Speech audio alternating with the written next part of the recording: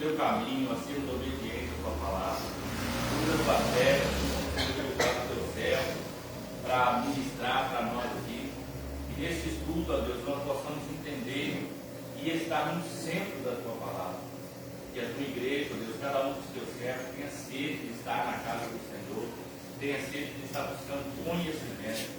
Esse conhecimento, ó Deus, não servir somente para nós, mas para nós instruirmos, ajudarmos outras pessoas a terem um encontro particular com o Senhor. E nesta manhã o Senhor fale conosco através desse estudo. Não é porque é um estudo que o Senhor não possa falar conosco. Que nós sejamos, ó Deus, mente aberta hoje para serem instruídos pela tua palavra, para sermos instruídos pelo Senhor. Deus abençoe e nos guarde nesta manhã. Nós pedimos para você, no nome de Jesus Cristo.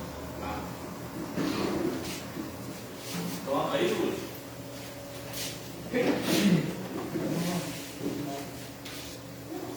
Não vai acordar hoje, não? Não vai acordar hoje, não? Deixa eu ligar o ganhador, né?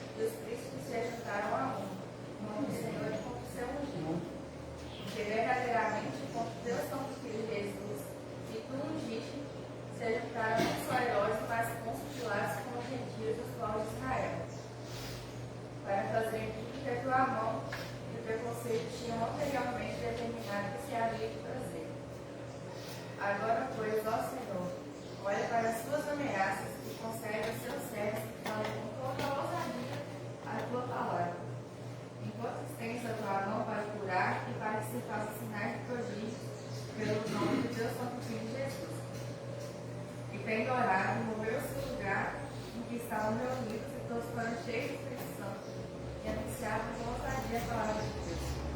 Então, como foi falado na semana passada, uma igreja, para ela ser cheia de Espírito Santo, é necessário ela ser perseverante, suportando todas as aflições, todas as lutas. É necessário que ela não negocie seus valores, porque a gente está em tempos que ele vai precisar disso, né? A gente se parar a Deus para não negociar aquilo que a palavra diz. E ela está convicta de sua fé. Ela tem certeza de sua fé. E ela demonstra isso em atitudes lá fora. Agora vamos estar. Foi o ponto 2 que parou? Acho que eu vou estar lendo o ponto 2. É uma igreja que ora com poder. Número 1, ora com propósito. Observar a oração do capítulo 4, versículo 4 ao 30, observe, de Atos dos Apóstolos, que os crentes oram para que Deus seja glorificado.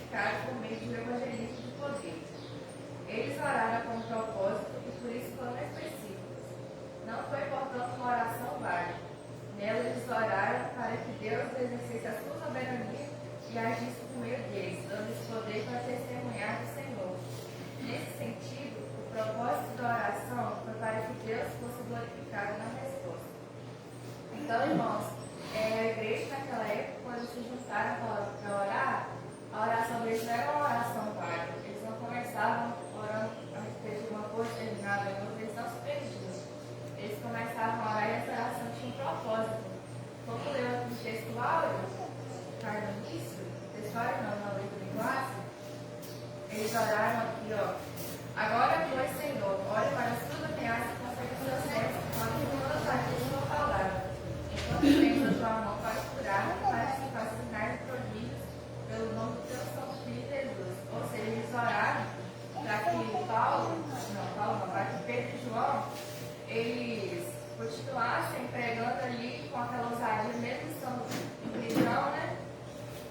E para que quando eles orassem, Deus pudesse realizar prodígios no meio daquele povo, para que eles pudessem ver, né, as maravilhas.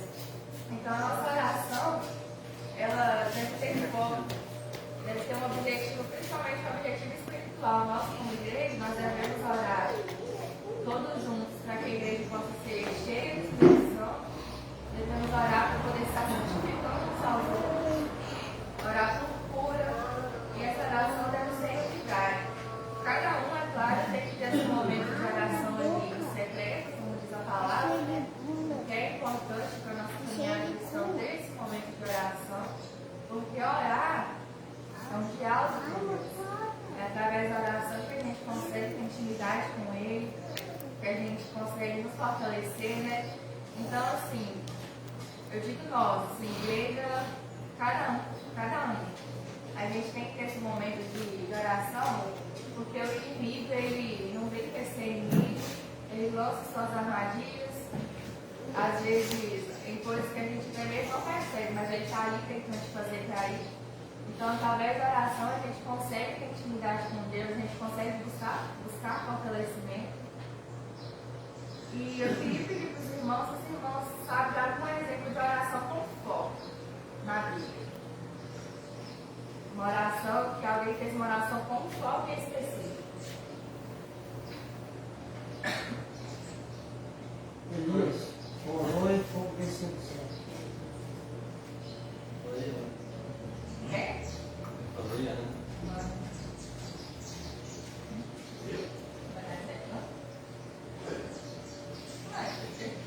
Oração de Jabes. Uma oração com objetivo. Um exemplo também que quando eu estava lendo o estudo, eu me lembrei que foi a oração de Josué, né, que ele orou para que o sol parasse, o sol e a lua parasse, para que o povo pudesse ganhar a batalha, né? E foi uma oração com foco que levou à vitória do povo de Israel. Então foi uma oração que o quê? Que ajudou uma nação inteira. Então nós, como igreja, quando a gente juntar, a gente deve fazer essa oração, fazer ela com fé, que é o mais importante, fazer a oração plena que Deus está ouvindo, que Deus vai fazer conforme a sua vontade. A oração deve ser alinhada com Deus. Não adianta a gente querer orar para algo que seja louco a palavra dele, né? A oração tem que ser alinhada com a palavra.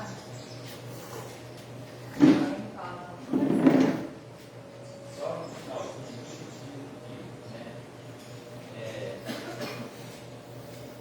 nesse sentido, o propósito da oração vai que Deus usa glorificado na resposta. O importante, o foco da oração, e o que nós pedimos ao Senhor, é a resposta, quando nós recebemos a resposta da oração. A quem deve ser glorificado? Quem orou? Quem pediu a oração? A quem foi curado, né? No estado de cura? Não, para ser glorificado aí tem que ser Jesus. Nós temos que reconhecer que o foco das nossas orações, dependendo do resultado, sim ou não, o único glorificado tem que ser a Deus. Não é quem orou, não é quem pediu oração, ou não é quem recebeu o milagre.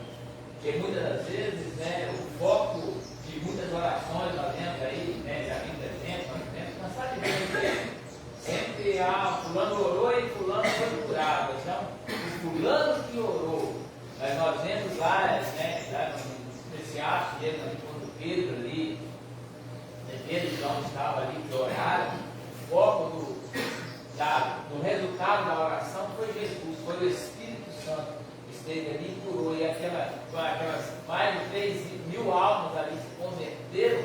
O foco não foi porque Pedro orou, mas porque o Espírito Santo agiu. Então o foco, porque muitas vezes Pedro orou e Pedro foi uma hora, agarrou na época.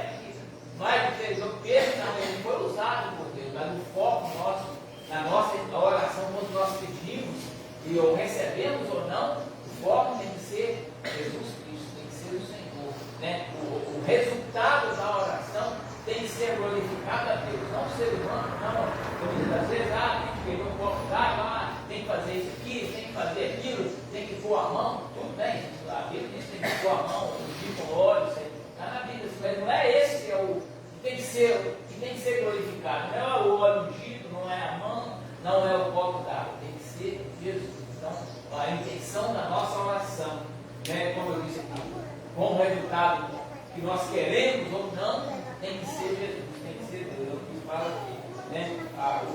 A oração foi para que Deus fosse glorificado na resposta da oração. É isso que é importante. Muitas das vezes, nós vendo, acho que agora estou falando de mim, sempre o ímpio vem pedir uma oração, aí claro que tem que pedir oração a nós, ele quer oração da igreja dele, mas muitas das vezes nós é cansado de ver quando ele vem, né? Todos os crentes, ele pede oração crente, toda a religião pede oração, mas quando ele recebe milagre, muita maioria das vezes não é o Deus que curou, ele, o Deus verdadeiro, ele vai adorar, ele vai dar mérito para outro Deus, o Deus que está pregado na parede, o Deus que está no estado, o Deus que fez com ele voltado, o Deus que cura. Então, muitas das vezes é isso que eu vejo, e muitas das vezes também não recebe milagre por isso, né? Porque ele não sabe quem pedir a oração. Então, porque se Deus, porque por causa disso mesmo aqui, porque se Deus fizer o milagre, como diz o propósito, a glorificada vai ser o outro, vai ser o inimigo. Então, muitas das vezes, não recebendo o milagre, que pessoas não recebem, eu vejo assim, eles não recebem por isso, porque eu vou glorificar. Né? Então, parece que, cara, está querendo ser muito o quê? Positivo, não, mas é a verdade, bicho, a verdade de Deus.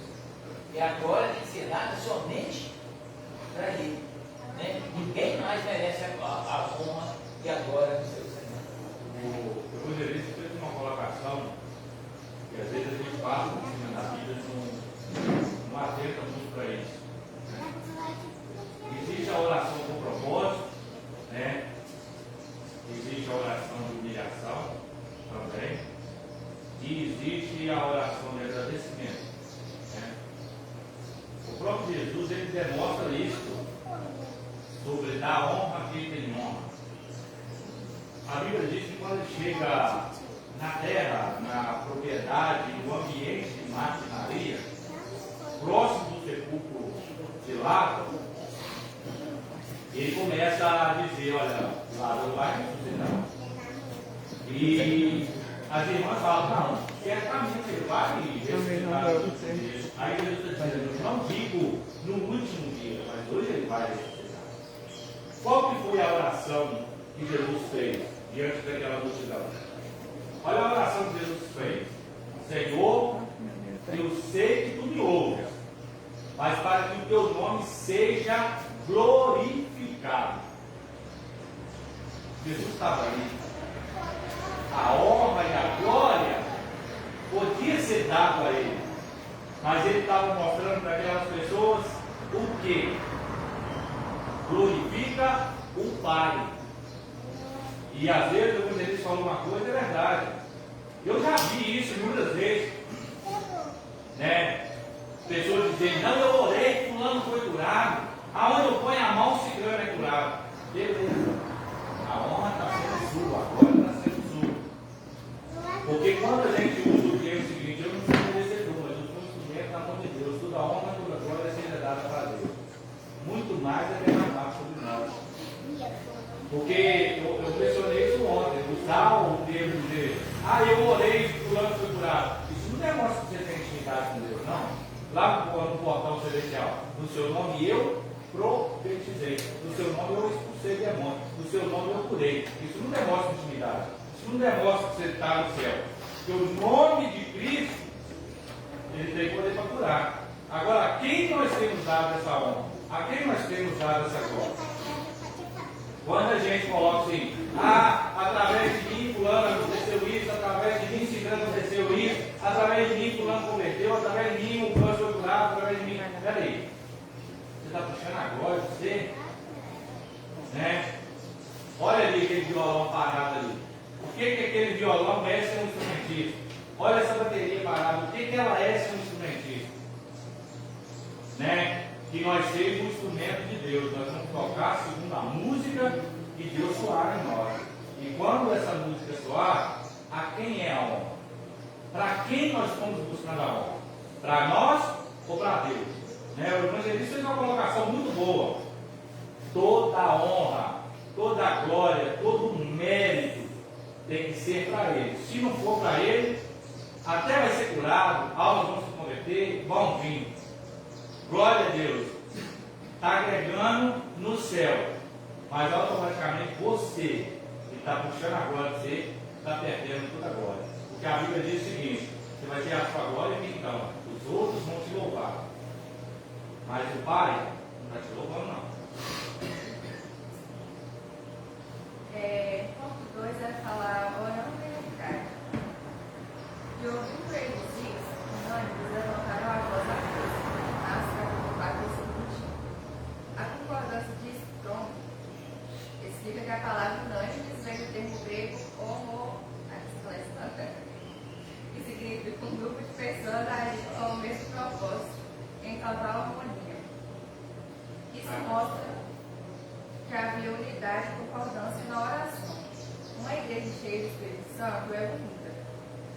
Ela sabe respeitar as diferenças e entende que a unidade não significa que todos são iguais. No meio da igreja, há crentes mais experientes e outros crentes estão aprendendo. Há aqueles que são maduros na fé e há os que ainda estão amadurecendo na caminhada cristã. Mas nada disso impede que a igreja se une em oração buscando a Deus com o mesmo propósito. Lá em Mateus, capítulo 18, versículo 9, versículo 19, diz: ainda vos digo mais, se dois de vós na terra concordarem acerca de qualquer coisa que pedirem, isso será feito por meio do meu Pai que está nos céus. Então, irmãos, uma igreja não deve ser unida com o propósito em oração. O que eu achei interessante aqui nessa parte foi essa parte aqui, ó. No meio da igreja há crentes mais experientes e outros crentes estão aprendendo. Há aqueles que são maduros na fé e há os que estão amadurecendo a caminhada cristã. Então, na igreja, a gente não vai ver todo mundo igual em relação à maturidade cristã. Uns estão mais tempo na igreja, outros estão começando agora. Então, nós, como igreja unida, devemos o quê? Fortalecer uns aos outros, principalmente na oração. A gente não tem que virar e apontar a falha do nosso irmão que está começando agora. A gente tem que unir e orar pela vida dele. Então, é importante que a igreja tenha essa unidade, porque o que a gente mais aprende ao ler em Atos, assim, ao ler sobre o início da igreja, é justamente isso. Fala muitas vezes como que a igreja era unida. Igual eu falei semana passada, eles vendiam seus bens para estar ajudando os outros. Então é importante essa união não só no momento de alegria, a gente tem que estar unido também no momento da dor. Então por isso que a oração é importante, porque a oração ela fortalece uma igreja. O que a gente vê muito em falta hoje em dia é justamente isso, é esse tempo de oração na igreja. As pessoas estão prezando muito pelo louvor, né, por muitas vezes profecias. A gente vai em muitas igrejas que o povo fica lá pulando, pateando, gritando, só que muitas vezes falta esse tempo de oração, esse tempo da palavra. E é algo que fortalece a igreja.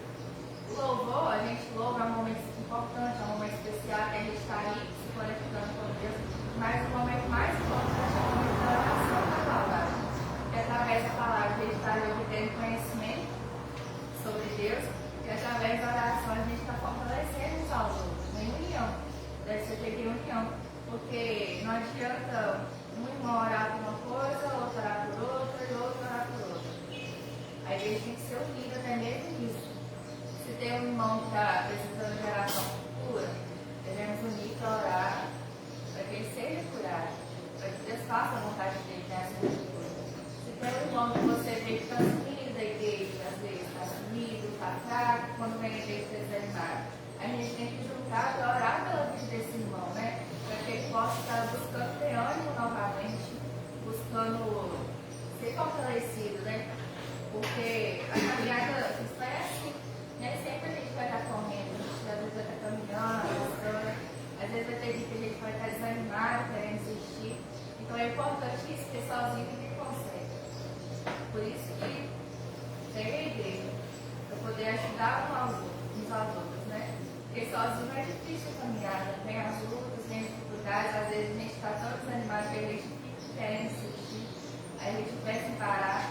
Mas aí vem um outro irmão e fala, olha, não desiste não, estou orando pela sua vida.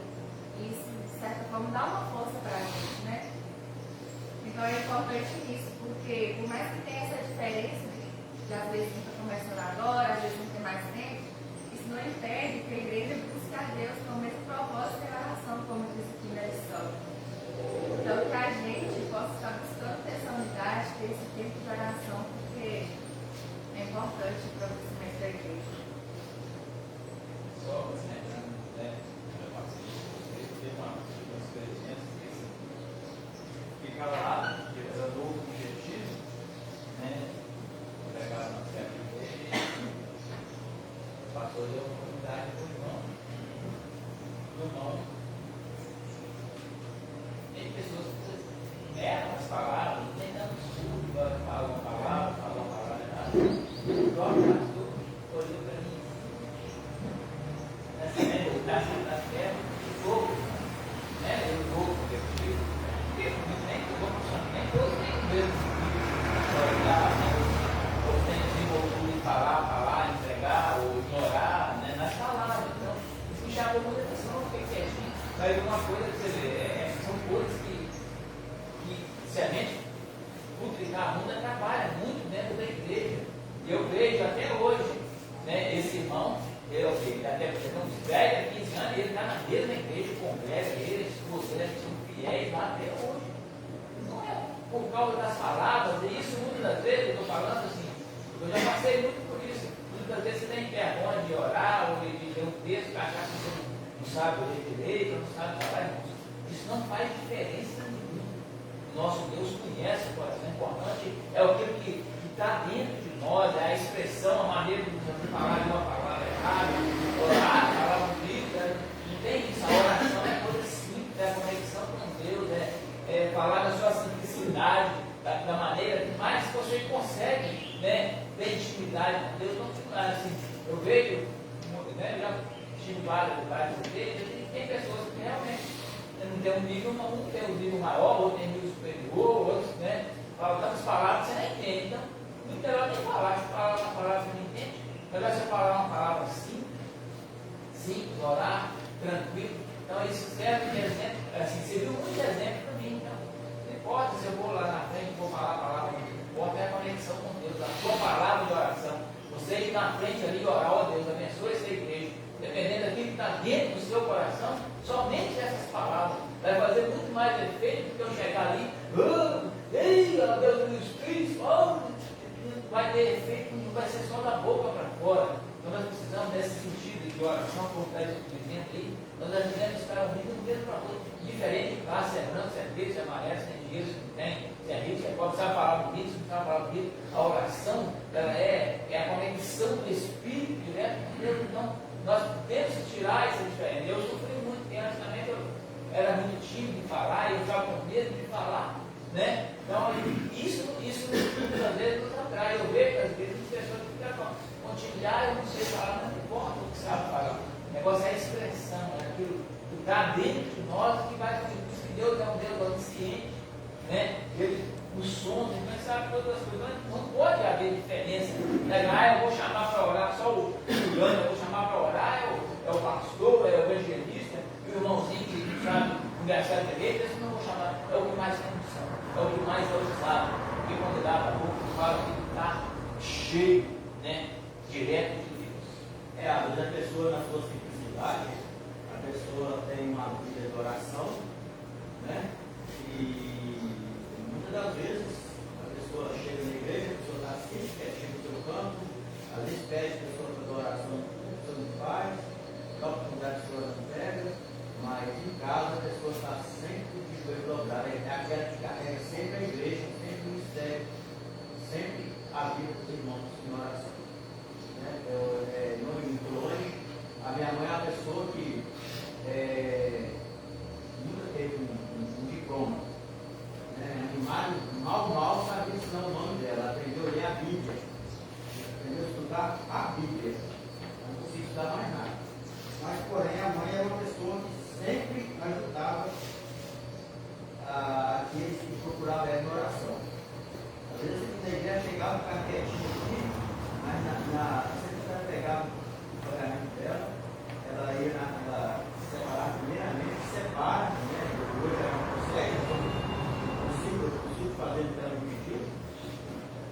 pagamento dela, primeiro que faz é tirar a 10ª parte. E ela sempre dela ali na frente, vocês não lembram, a mãe sempre pegava o envelope, apresentava o Senhor primeiro, a mamãe não duvidasse. Seja uma oferta, seja qualquer coisa. E sempre na oração em casa, a mãe nunca saiu do quarto dela. Desceu da cama dela, antes do pastor veio pro chão e orava. Chegava lá, caladinho, ela sempre tinha chave na casa dela. Chegava lá, caladinho, orando, estava restaurando o nome de cada filho, cada irmão da igreja, cada vizinho. A mãe tinha mais de hora de oração todos os dias de manhã, para depois levantar e falar isso para vocês dentes. Então, a simplicidade do irmão, ela não pode ser menosprezada. Né? Porque tem irmão simples, humilde, que tem uma vida de oração melhor, mais considerada que a minha vida de oração. Não da igreja, mas a minha vida de oração deve ter história que falha. Tem um irmão mais humilde, mais simples que eu, sincero, mais honesto, mais compromisso com o Senhor. Muitas vezes A gente não pode generalizar, né, o resultado. Muitas vezes a gente fala o seguinte, que às vezes o irmão simplesinho, que fala simples, tem mais função do que aquele que muitas vezes fala bonito. A gente não pode generalizar tudo, né? Porque quando você tem gente que aprendeu a falar fino com umas posições assim. A gente não vai generalizar, isso não significa que ele não tem unção, né? Às vezes o simples tem unção sim, eu já vi muitas vezes, eu já até dei testemunho aqui disso já, que aconteceu comigo, né? De querer ajudar por altos níveis, né? Então, só para entender, a gente não pode generalizar, né? Tanto tem unção, quem fala bonito, sim, tem uns que é só mesmo para massagear o seu ego, né? Agora temos, por exemplo, vou usar um exemplo aqui de uma pessoa que se você quiser escutar e conversar, é o Tomaduco.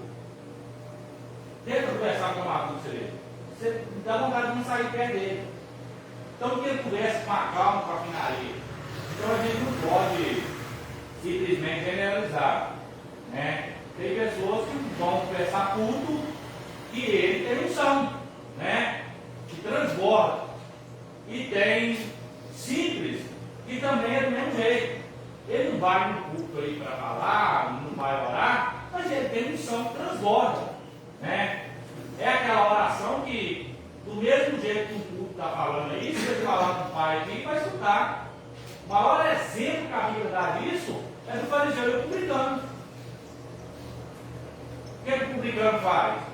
Prostra diante de Deus, não se exalta ali de forma nenhuma, o outro chega lá de peito, eu sou isso, eu sou aquilo, eu faço isso, eu faço aquilo. Aí o que fala? Que sabe ali mais justificado. Vamos usar o termo simplesinho. Aquele que reconhece, eu não sou digno nem de subir no púlpito para falar. Eu não sou digno nem de pegar o microfone, né? Não é errado você pegar o microfone, não é errado subir no púlpito. Só estou dando um exemplo aqui sobre humildade, né? Eu acredito piamente, por isso que eu gosto de mexer mais com gente humilde, porque tem gente soberba. E a pessoa sobe no púlpito, ele quer expor muito, né? O seu conhecimento humano e esquece de fazer exposição da Sagrada Escritura, né? Como ele falou ali, muitas vezes dá um simplesinho aqui, você falar o seguinte, eu vejo aqui uma epifinéia. O simplesinho vai perguntar assim, o que é isso? Para ele que estudou, ele vai saber, presença visível de Deus. Mas precisa dele falar? Epifinéia? Não é mais fácil falar o seguinte, vejo a presença visível, a presença real de Deus aqui. O simplesinho vai entender. Agora ele vai inventar muito, né? Eu vejo aqui uma epifinéia. O que é isso? Então assim, a gente tem que entender esses dois lados. Tem o que fala bonito, cheio da unção, e tem o simplesinho também que fala cheio da unção. Né? Só para não generalizar mesmo. Tem uns que só enche linguiça mesmo. Né? Esse é o texto. O 3. Orando fundamentada na palavra de Deus. Ao orar, os crentes citaram Salmos, capítulo 2, versículo 1 e 2. E disseste pela boca de Davi teu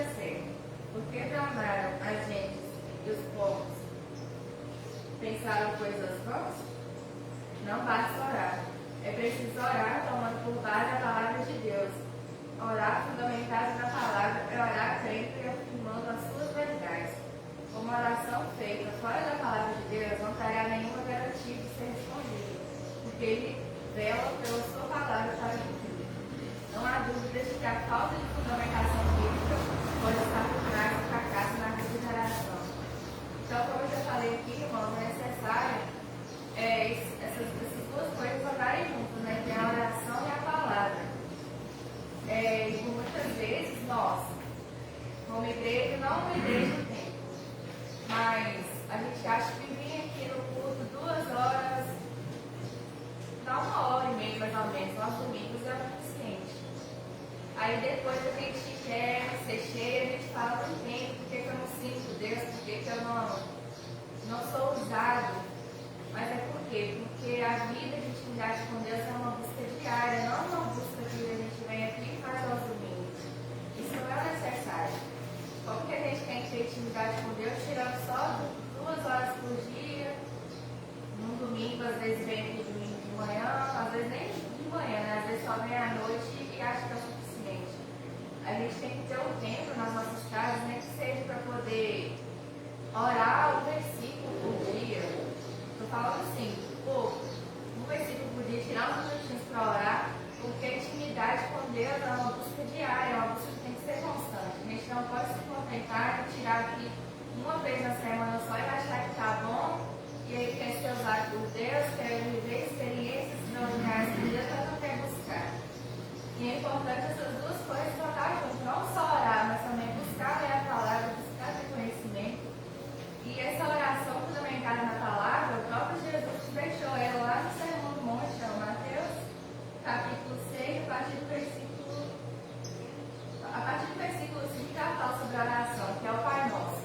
Essa aí foi uma oração modelo que Jesus deixou para nós ali, que é o quê? Pai Nosso, que estás no céu, santificado seja o teu nome, venha o teu reino, seja feita a sua vontade, assim na terra como no céu. Ou seja, uma das coisas que a gente tem que ter na oração é o quê? É glorificar a Deus, que é importante. E a gente, ao continuar essa oração, a gente vê o modelo que a gente tem que ser, a nossa oração tem que ser primeiramente para poder engrandecer a Deus através da oração. É uma oração que a gente tem que pedir perdão pelos nossos pecados, porque sabemos que nós somos falhos, todos os dias nós estamos falhando, nós estamos pecando, então é necessário pedir perdão.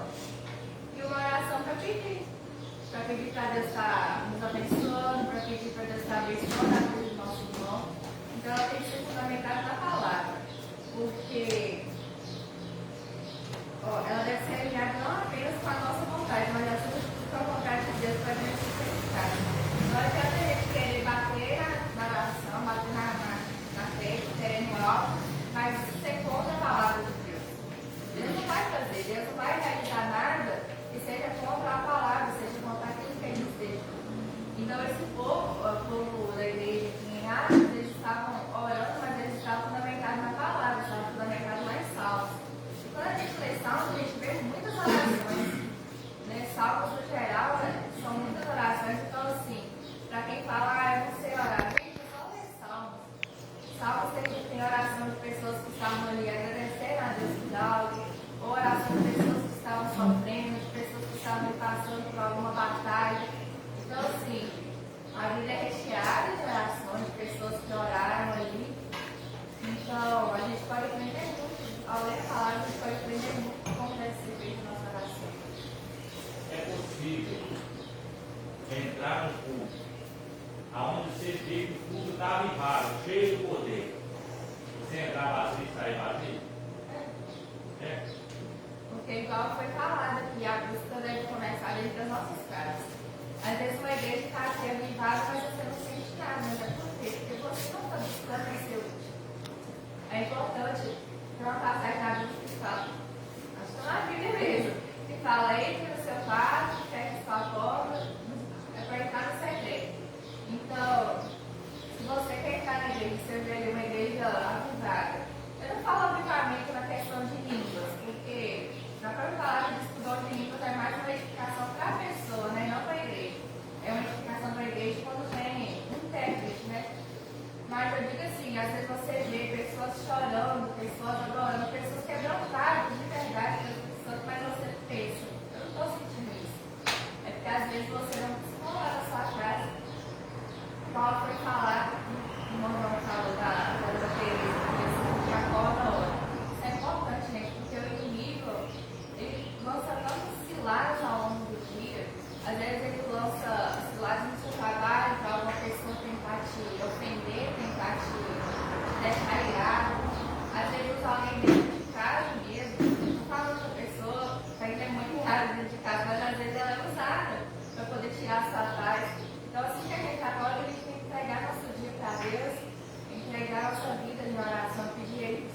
sabedoria, com proteção, porque isso não vai impedir do inimigo usar as pessoas para poder te atingir, mas pelo menos você vai ter ali um certo escudo, né?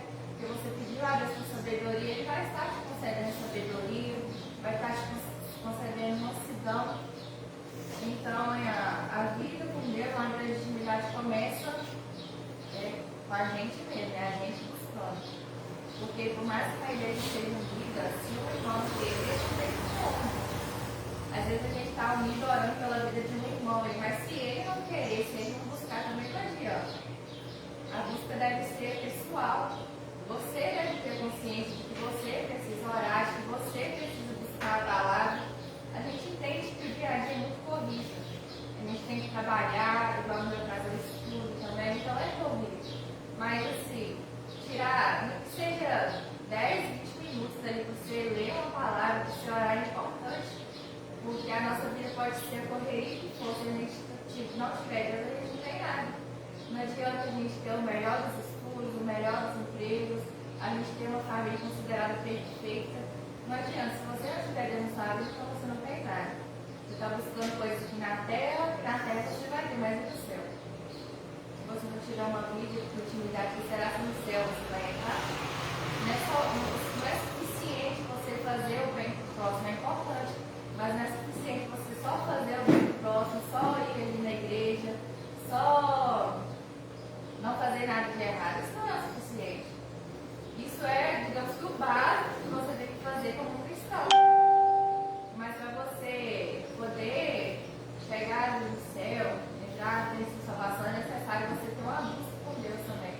Até porque, como se você não busca Deus aqui na terra, ter esse tempo de oração e leitura, como que você quer ir para o céu? Porque lá a nossa vida vai ser assim, vai ser todos os dias, adorando ao Senhor. Essa é a nossa vida no céu. Não é uma vida só de igual a gente vive aqui na terra, da gente confraternizar e tal. Não, é uma vida de adoração que será lá. Amém? Só a gente veio pensar, pensamento agora, né? Nós sempre falamos que temos tempo para Deus. Agora imagina só, se nós não temos tempo para quem nos deu o tempo, para quem nos dá o tempo, para quem nos dá a vida para o próprio Deus. Nós não temos tempo para Deus, né? Muitos falam, não tem tempo para Deus. Mas quem deu o tempo? Quem deu o dia? Quem está te dando a vida? Tem que se Deus tirar já tudo. Acabou o seu tempo, você tem. Quem deu o nome? Nós não temos tempo para agradecer pelo tempo que Ele está nos dando. Então, nós, o ser humano, ele vive, como já ele lembra lá, sobre, eu esqueço, quando fala lá. Eles falam lá com o próprio Jesus que eles são escravos, são prisioneiros, né? Não sei se não falar. Mas são prisioneiros, o ser humano ele é prisioneiro. Já nós não somos presos, não sei o que lá, fala um negócio assim. Então, o próprio ser humano ele é prisioneiro. Ele é escravo do mundo. Ele é escravo, como diz assim, né? Como eu já falei no dia aqui, Deus criou o tempo, criou a terra, criou as horas, o dia, a noite, para o homem usar. Não, para isso, usar o homem. Para o homem ser escravo da hora. O homem, ser humano não é escravo do tempo, da hora, de 12 horas, de 4 horas. Ele não usa isso para o seu bem. Isso está o quê? Muitas vezes está matando o ser humano. Está destruindo o ser humano do próprio tempo. Ele não consegue dominar essas coisas. O homem foi criado para dominar a terra, os animais, seu domínio. Mas infelizmente hoje o mundo tem dominado o ser humano, né? As horas, o tempo, tudo, né? Tudo que há no mundo, a Bíblia diz que aquele que ama o mundo é Deus. Porque esse amor aí está destruindo o ser humano, tem destruído a humanidade. Então nós temos que ser vigilantes. O tempo que tem que fazer sou eu, é você. Tem 24 horas, você tem que não separar, selecionar. Agora é a hora do almoço, não tem hora do almoço, café, da janta, tudo. Por que não pode ter a hora para aquele que tem dado o próprio tempo? Eu sou um colega meu que mora nos Estados Unidos, ele casou em 2000 e foi embora para os Estados Unidos em 2002. Ele foi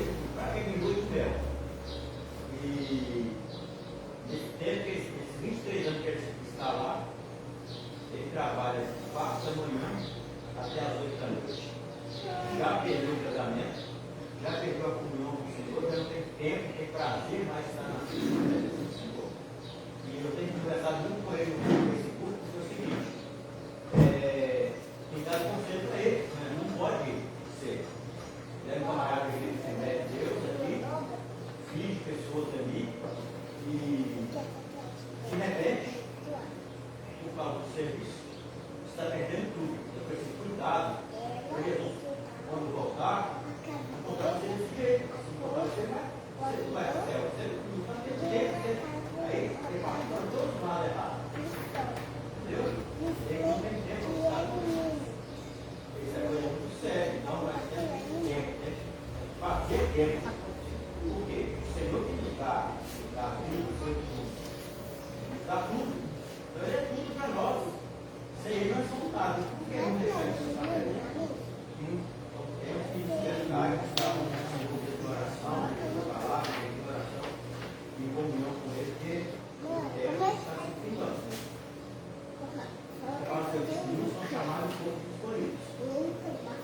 Então, no dia da volta de Jesus, o Senhor vai chegar para muitas pessoas.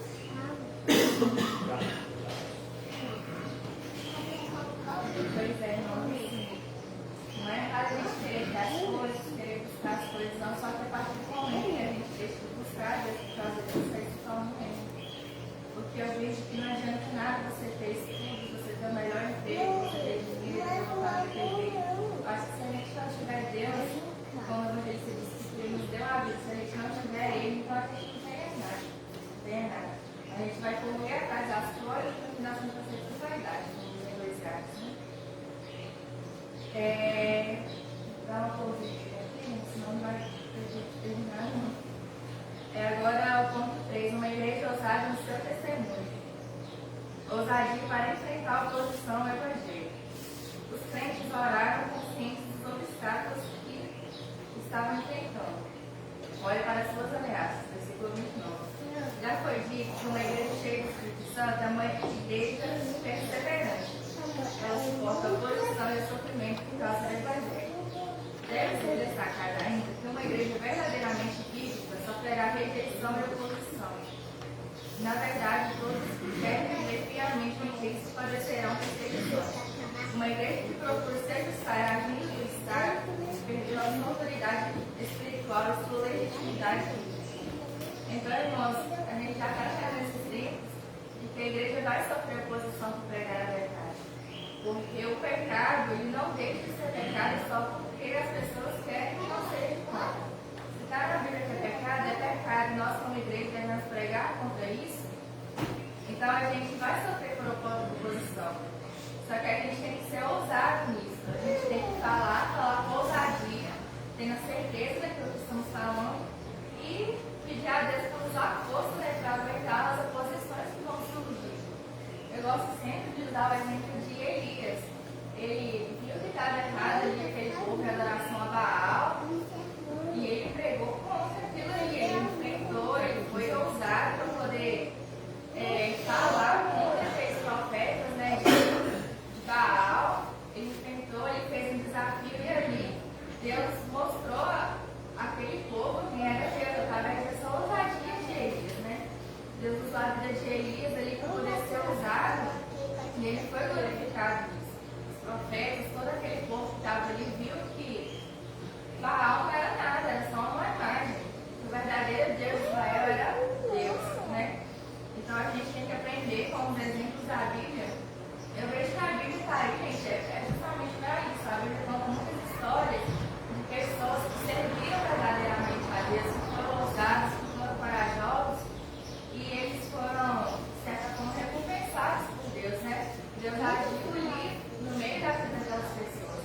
E com nós não é diferente, basta a gente querer. Se a gente for ousado, se a gente estiver firme, Deus pode fazer grandes coisas através da nossa vida. Mas não para a gente ser exaltado, não para exaltar o nome dele.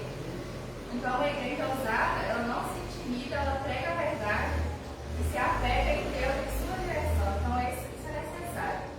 A gente não pode intimidar diante das oposições que surgirem, né?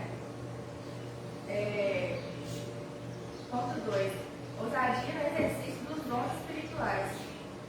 O evangelista nos informa que, tendo eles orado, todos foram cheios do Espírito Santo. No ensino de Lucas, o enchimento do Espírito Santo está diretamente relacionado à prática dos dons espirituais na igreja cristã. Não se trata, portanto, apenas do uso de uma frase de efeito. No livro de Atos dos Apóstolos, é o Espírito Santo que dá o crescimento da igreja e opera milagres extraordinários. Não somente por meio dos apóstolos, mas também pelos demais cristãos. É a ação do Espírito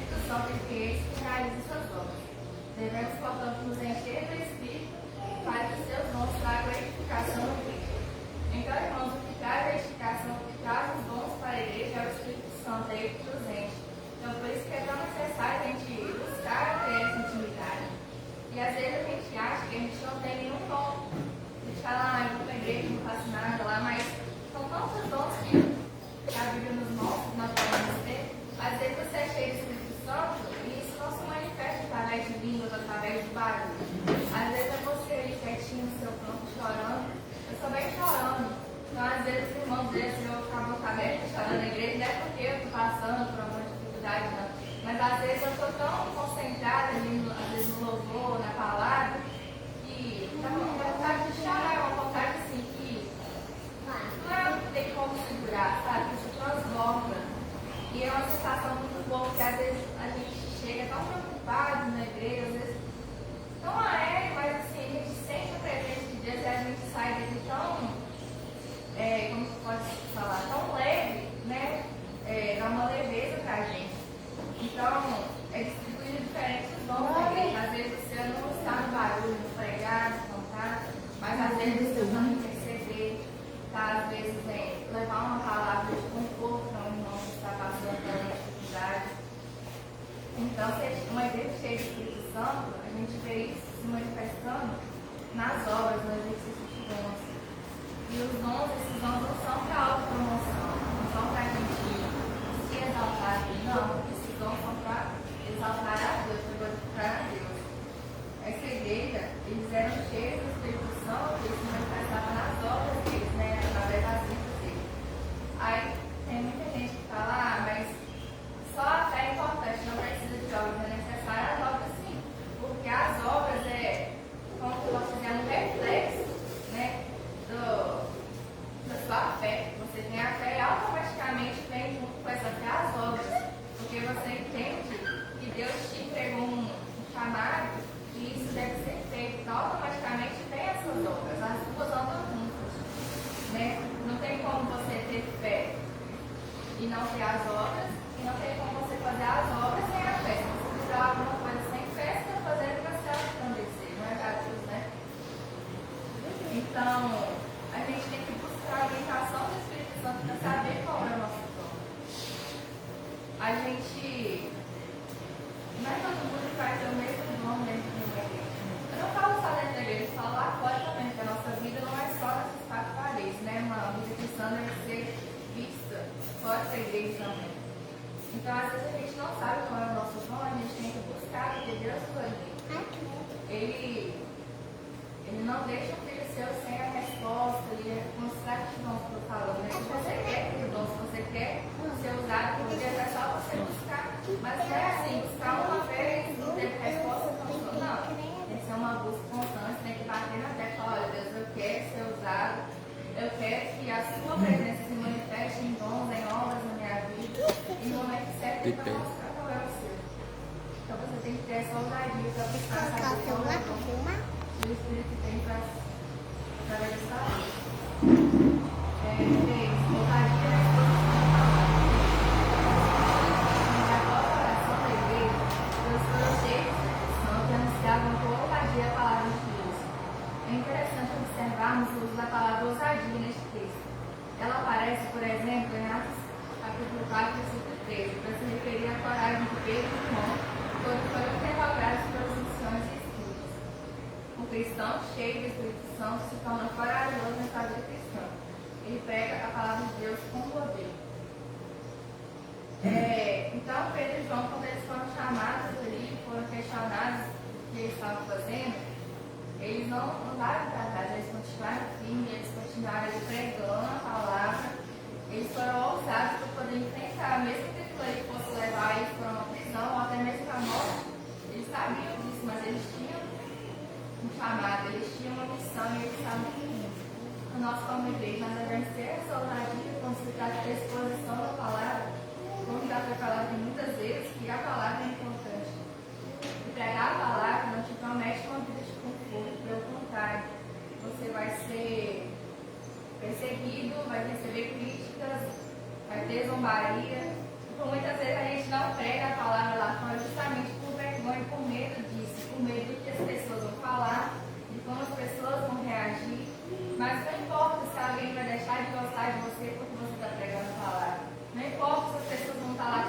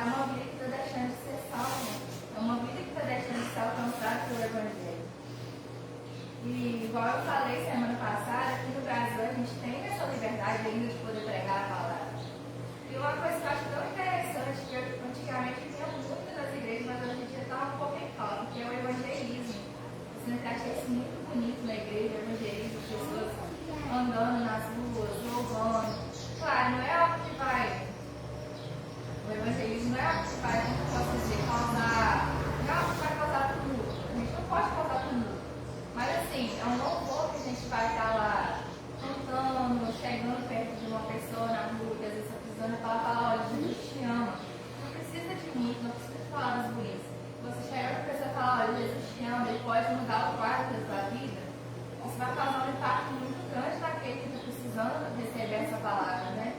E aí está muito top isso, o evangelismo, eu acho que eu sempre achei muito bonito, né? E a gente tem essa liberdade, a gente tem que aproveitar enquanto a gente ainda tem essa liberdade. Porque por enquanto a gente só vai receber críticas, zombaria, por enquanto é isso. Mas igual foi falado lá fora, as pessoas não podem ter uma Bíblia dentro de casa. Se elas vêm, vão e falam de Deus para alguma pessoa, elas são mortas, são apedrejadas. A gente não procura saber. Porque hoje em dia tem a mídia, é só para pegar e pesquisar, você vai ver que muita gente sofre por amor ao evangelho. Em países que são proibidos, né? Então a gente tem que ser ousado nisso, enquanto é tempo, poder expor a palavra. E quando for chegar o momento de perseguição, também de morte, tem que continuar tendo essa mesma coragem. E essa ousadia a gente busca, é o Espírito Santo que dá. Conclusão. Nessa lição, vimos o que caracteriza, de fato, uma igreja pentecostal. Suas características se tornam visíveis e são diretamente associadas à plenitude do Espírito Santo. A primeira igreja não foi perfeita, como o Eclesiastes deixa claro. Contudo, suas limitações eram superadas por um vestiário sobre a capacitação do Espírito Santo.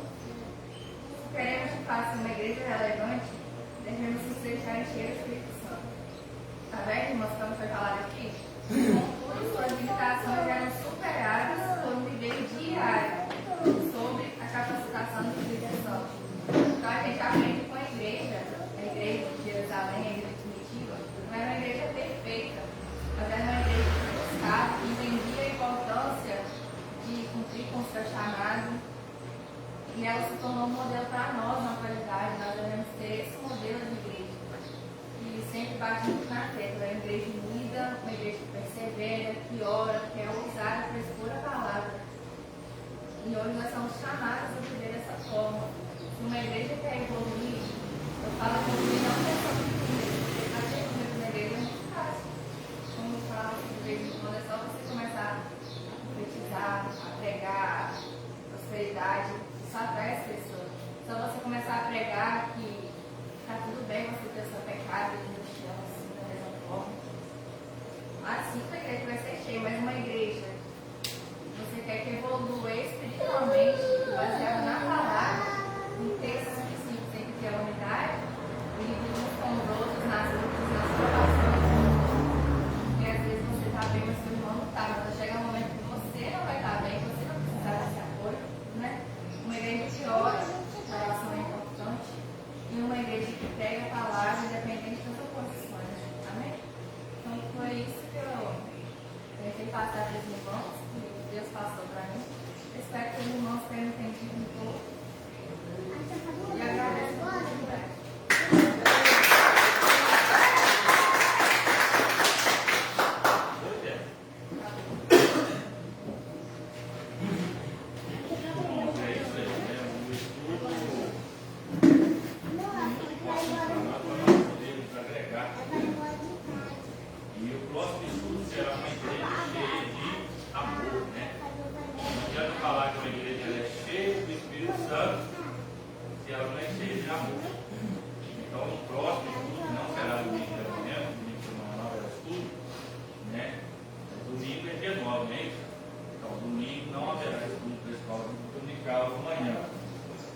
Mas o próximo estudo nós vamos falar sobre isso, né? Muito importante, os estudos anteriores já foram passados e concreto desse aqui, né? Uma igreja cheia de Espírito Santo. Espero que o irmão tenha entendido o que é ser cheio do Espírito Santo. Ser cheio do Espírito Santo não é falar em língua, né? Pular, sapatear. Isso também é, né? Mas não somente isso. Uma igreja, quando ela é unida, com propósito, livre, oração, né, entende que a igreja ela é um conjunto, né? Não é só chegar na igreja, louvor. A igreja ela tem que ter oração, tem que ter momento de palavra, tem que ter momento de intimidade entre os irmãos também, porque isso que é importante. Amém? Deu para você perder um cara de vergonha? Quer continuar ou quer parar? Tá bom. Meu pai já era professora mais. Ela vai. Isso é bom que ela vai desenvolvendo, né? Tanto para a área dela quanto na obra de Deus também, né? E às vezes vai ter dia que o evangelista não vai poder vir, ou não poder vir, quem vai vir? Ela, né? Quando não pode não pregar, outros pregam. Graças a Deus, para pregar a palavra aqui já tem vários, né? Eu não sei se tem aqui vários para oração também, né? Vou falar o seguinte, hoje você vai lá, vai dar abertura na oração, né? Então nós temos que ter em todas as áreas, nas prateleiras aí, disponibilidade para oração, né? Para abrir a igreja, tudo isso é importante para que uma igreja seja cheia. Irmão, nós não pode deixar de fazer as perguntas para ver se os irmãos conseguiram pegar alguma coisa aí. A pergunta é: suportar provas e sofrimento é uma marca de que tipo de igreja? Isso aí, irmão. De uma igreja perseverante que permanece firme na fé, mesmo diante das adversidades. Cite uma das marcas que perdeu ou está perdendo o poder do Espírito.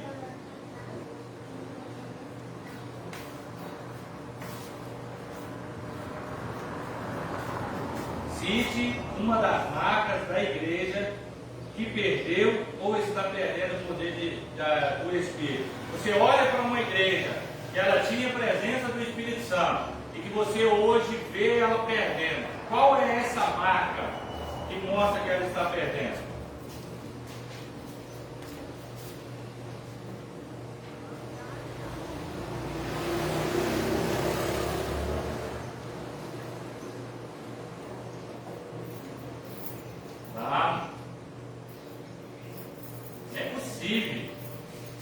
Vocês não conseguem identificar uma marca. A igreja está perdendo a presença de Cristo.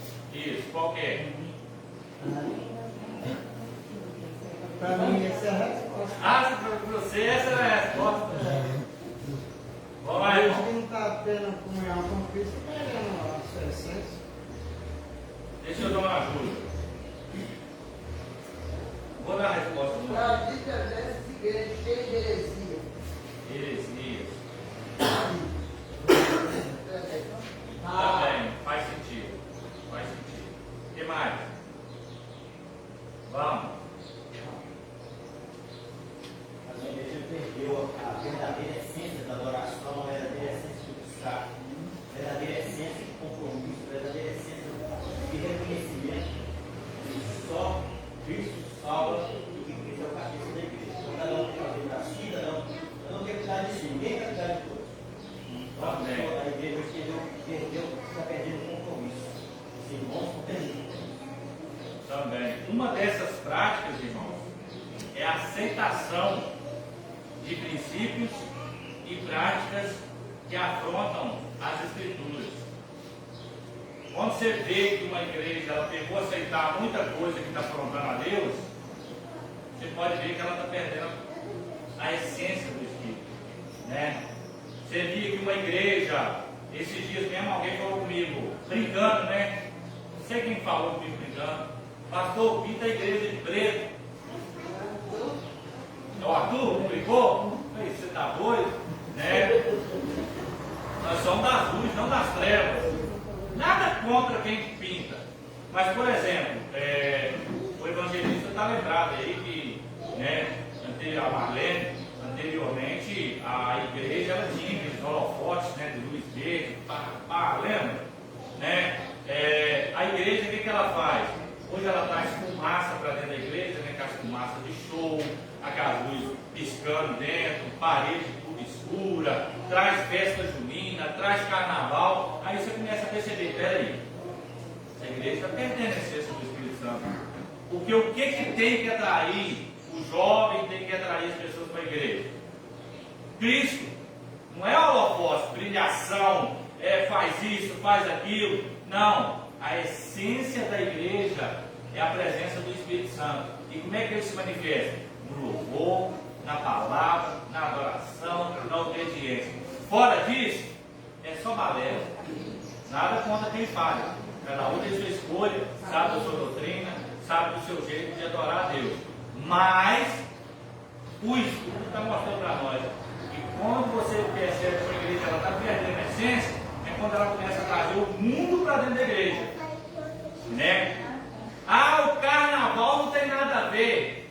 O nosso samba é gospel, né? O nosso samba do carnaval é gospel. Nós estamos lá para atrair as pessoas para Cristo. Você tem tanto tempo para atrair a pessoa para Cristo, tem que ser logo justo no Paraguai lá, no Paraguai do carnaval, lá você tem que ir lá e trazer as pessoas. Então é isso aí. Nesse ponto aí, você começa a identificar quando a igreja está perdendo a essência do Espírito Santo. O que podemos observar em Atos 4, 24 e 30? O que podemos observar em Atos 4, 24 a 30?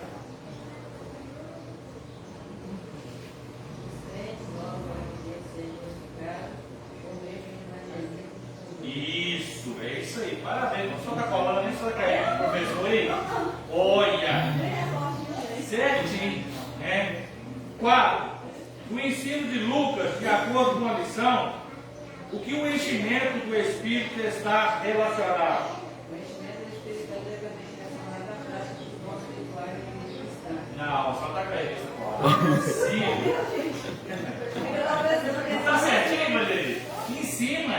Eu estou prestando atenção no estudo. Então essa eu vou fazer exclusivo para Arthur. A palavra ousadia, sem olhar na revista dela aí. A palavra ousadia se refere a quê em relação a Pedro e a João? Foi o finalzinho que ela falou aqui.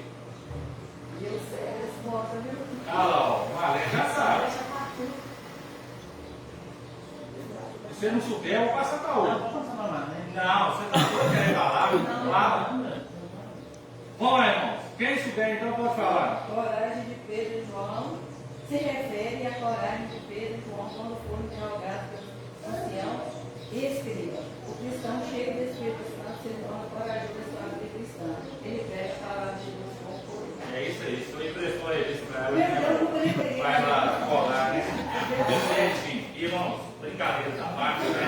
Eu fico feliz, né? Todos os irmãos aqui estão aprendendo, se esforçarem em aprender. E nem eu falo, estuda a palavra de Deus lá, olha as perguntas e marca a tua caneta embaixo, porque no dia que fizer a pergunta, você tem ela ali para falar, né? Para demonstrar que você estudou a palavra de Deus. Porque foi dito aqui que o nosso culto começa quando? O nosso culto começa quando a gente acorda, não é? Então, quando você for fazer o seu devocional, olha pra vocês verem que maravilha. Tem gente que pega como é que chama o programinha lá? Glorify. Só que o estudo já te dá um devocional pela manhã, na segunda, na terça, na quarta. Pega esse devocional, lê, né? Busca no Google o entendimento daquilo ali e anota, irmão. Você vai ver o quanto você vai crescer espiritualmente e vai crescer no conhecimento e na graça do Senhor Jesus. Amém? Hoje, irmãos, à noite, é culto de Santa Ceia e o nosso café com Deus. Não fique em casa, né, irmão? Vem para cá, aproveita a oportunidade que você tem de estar na presença do Senhor. Vamos se colocar de pé, vamos orar a Deus, agradecer a Deus. Eu vou dizer isso aí, vai lá, bom dia. 2 do 11 ao 25. Presença, 15, ausente 18, oferta, R$9,50. Isso. Presente 15, ausente 18, né? Então, mas como abaixo de 50% aí, né? Tem que. Então, uma subida aí pelo menos 18, mas tem que ter aí pelo menos 17, né? Para atingir aí acima de 50% aí. Vamos colocar aqui. Vai lá, Jesus. Deus Pai Santo, amado, em nome de Jesus, quero agradecer ao Senhor por mais essa oportunidade, para que pudéssemos estar aqui nesta manhã, aprendendo mais da tua palavra, mais dos teus ensinamentos, porque nós sabemos que o Senhor é bom, que o Senhor tem cuidado de nós. Por isso nós estamos aqui nessa manhã para agradecer ao Senhor, para glorificar o seu santo nome. Pedir ao Senhor que nos abençoe no restante desse dia, possa nos trazer logo mais à noite para participarmos da Santa Ceia do Senhor. Hoje é dia da Santa Ceia, onde nós lembramos, né, em memória do Senhor, aquilo que o Senhor fez por nós, ó Pai. Por isso, Senhor nos dê um coração quebrantado, um dia abençoado, que nós possamos estar alicerçados na tua palavra nesta noite, que nós possamos estar reunidos, unidos com o mesmo propósito, em oração, em busca, em subido, em discernimento da tua palavra, Pai, que nós possamos encontrar o caminho. Nós sabemos quem é o caminho, mas possamos estar firmes no caminho. Nós sabemos que é o Senhor, ó Pai. O Senhor vem nos sustentar, nos dar ânimo, saúde, discernimento e sabedoria, ó Pai, diante da Tua palavra. O que eu lhe peço nessa manhã e te agradeço em nome de Jesus. Amém. Amém. O amor de Deus Pai, a graça salvadora do Senhor Jesus Cristo, as duas consolações do Espírito Santo sejam todos, não só hoje, mas para todos sempre. A igreja comprada no Senhor Jesus, diga amém.